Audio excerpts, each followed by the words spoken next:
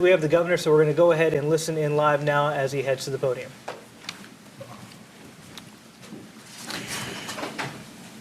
Well, good morning, and thank you for joining our briefing today. North Carolina is now feeling the effects of a winter storm that'll continue to move through the state today. As much as 8 to 12 inches of snow has fallen in some counties, and significant icing is causing trouble in the central part of the state. Conditions vary across North Carolina and are dangerous in many areas. Utility companies are working to open up a short section of I-95 in Robeson County that's been closed because of a low-hanging, ice-covered power line.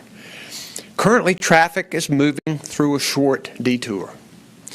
There have already been a number of wrecks on our roads, and we'll have some specifics about that in a minute. For today, the best way to avoid a car accident or getting stranded is to stay put.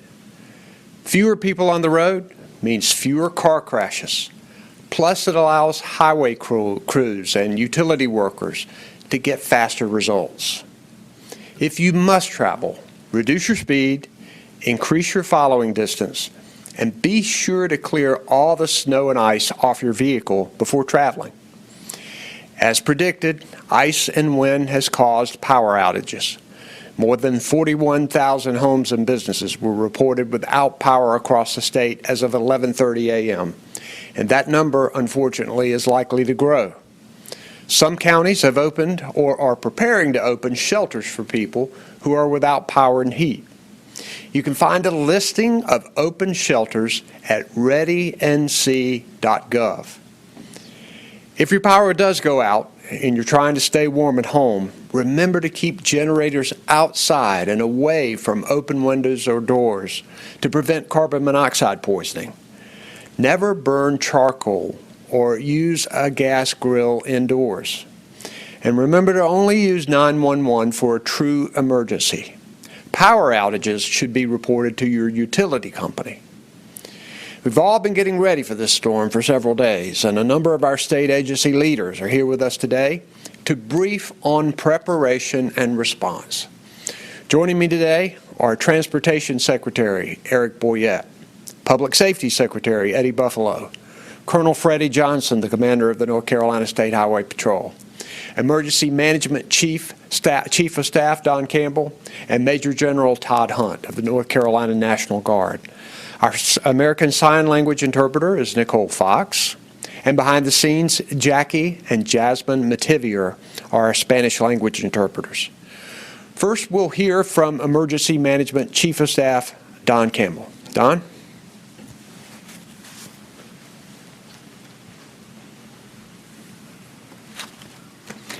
Thank you, Governor, and good afternoon. The State Emergency Operations Center remains activated, and we're monitoring conditions across the state. The State Emergency Response Team stands ready to assist state and local partners as needs arise. There are 25 counties that have declared a state of emergency, and 24 counties have opened their county emergency operations centers in support of the storm. We are receiving a variety of resource requests to support our local partners. Many are for high-clearance vehicles and Humvees from the National Guard and requests from chainsaw crews to clear down trees. Those requests are coming in mainly from the counties in our west. Shelters and warming centers are opening to assist residents who have lost power.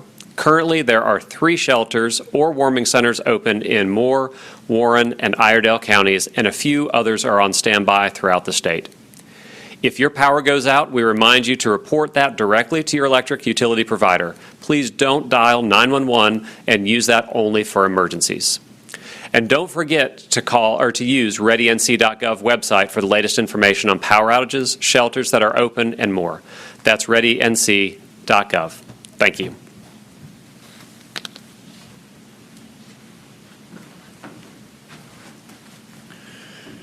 Thank you, Don. Next, we will hear from Department of Transportation Secretary Eric Boyette.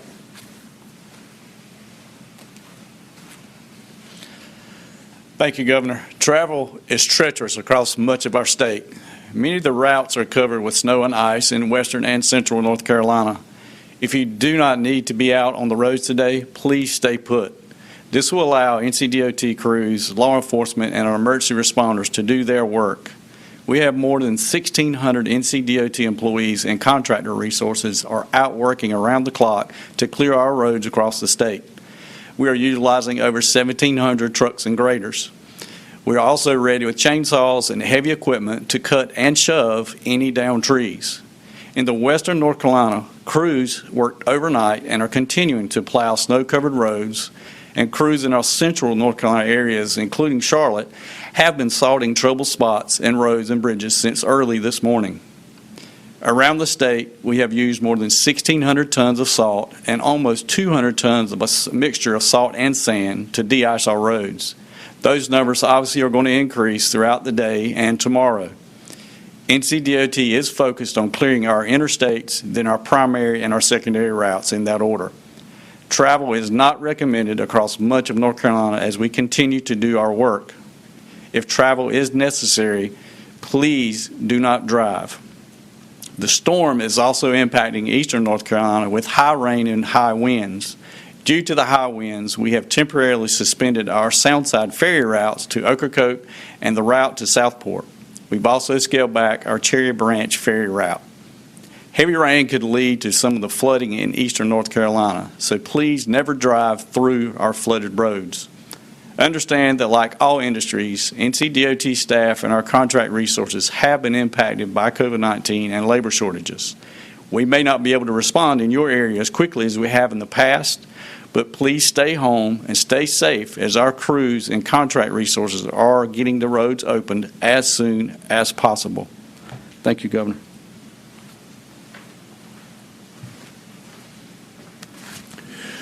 Thank you, Secretary Boyette. Now we'll hear from Colonel Freddie Johnson, the commander of the North Carolina Highway Patrol. Colonel Johnson.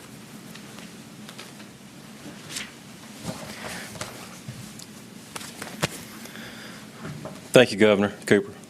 And I want to start by saying thank you as well to the members in patrol communication centers across the state and members responding to help those in need.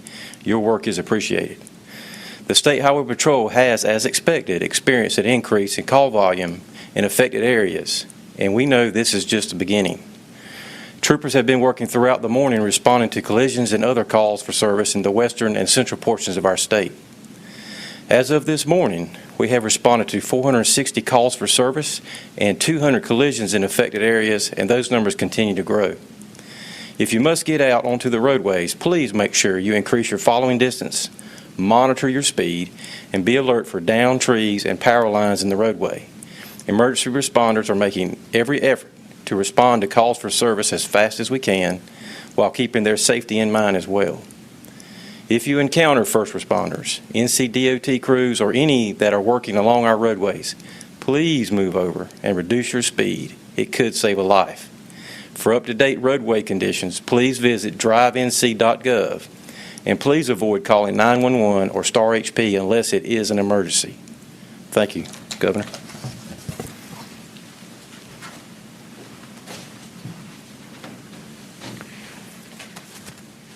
Thank you, Colonel Johnson. Please don't take unnecessary chances with this dangerous winter storm. Stay put and stay safe. I want you to know, too, that we are very grateful for the people out there who are working hard right now in the cold. Our law enforcement, our emergency responders, our utility crews, and our Department of Transportation people who are working so hard. We're grateful for them, and we'll be back with any necessary updates. Thank you. Governor Roy Cooper there giving an update as to what we're seeing in North Carolina. That's right, and conditions are deteriorating on the roads. We just heard that there have been more than 460 calls for service in North Carolina from troopers there, and more than 200 collisions at this point. And it will continue through the day, so just keep that in mind. We're not done yet.